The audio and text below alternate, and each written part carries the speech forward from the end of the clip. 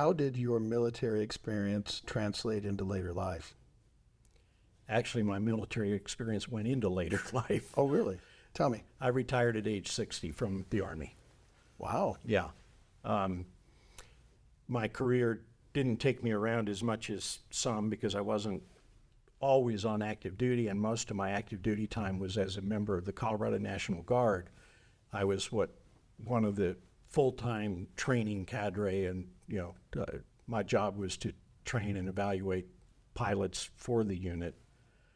So my first assignment was in Vietnam. My last one was in Iraq. I was asked to speak at a Armistice or Armed Forces Day gathering one time, and I agonized, what am I going to talk about? And I put together a speech about the comparisons, the differences that I experienced between Vietnam and Iraq. And so that's what my chapter is about. Okay. Is some of the differences I alluded to a little bit.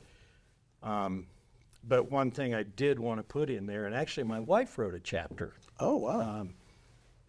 And we both thought it was important to contrast the way we were treated coming home from Vietnam and the way we were treated coming home from Iraq. So. Tender. Purple Heart. Yeah. That's a big deal. Can be. Mine weren't. Well, unless you're Forrest Gump and you got shot in the butt. I don't know what happened. I got shot in the butt. Serious? No. Fortunately, I sat in an armored seat, so it missed my butt, but it hit me in the back of the leg. Still, that's got to sting. But my dad always said, Tom got hit in the butt. Yeah. Okay. Yeah. It's attached. I think it's okay.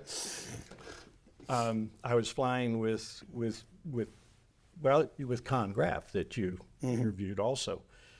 Con and I were flying together, and we landed to pick up one wounded soldier in an infantry platoon. While they were loading the casualty on board, a mortar round landed right next to us. Whoa. And wounded 4 more, including platoon leader and me. I had, it's the first time I got hit. I also got hit a second time, but the first time, and I felt an impact in my leg. Well, I had always heard it doesn't really hurt, and it didn't. So I didn't know how bad it was. Okay, didn't hurt. It was just like somebody punched me in the leg. So I reached down back of my leg. It's all still there, but it was kind of bloody. So I pulled my hand up, and there's blood all over my glove. One of the fragments from the mortar cut my communications. I couldn't talk to Con. Uh-oh. So I punched him in the shoulder. I held my hand up to show him I'd been hit.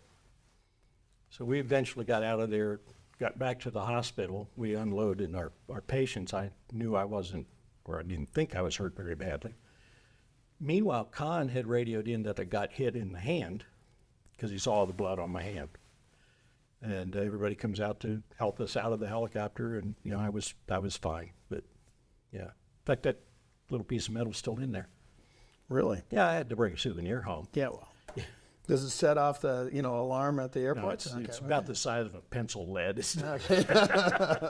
But still not fun. But the better one was when I got wounded a second time, which was also a minor wound. Okay, tell me. I had in my pocket of the pants of my flight suit, I had the core of an armor-piercing round that had hit my helicopter and gone into the oil cooler and lodged. Okay. And I pulled that out, and I used to carry it around in my pocket. So when I got hit in the other leg, go into the hospital, and they said, well, I guess we should x-ray that. I said, sure. And I knew it was really a superficial wound, but I start to take my pants down for the x-ray, and he said, that's all right, we'll just leave your pants on, we can x-ray through that. Takes the x-ray, I'm waiting around for a little while, and he comes out, and he said, did you walk in here? I said, yeah. He said, you've got a bullet in your leg. was the bud in my pocket. I said, "Oh, you mean this?" Oh man. So it was okay. It was still loose. Okay. Just making sure. Okay. Yeah. Wow.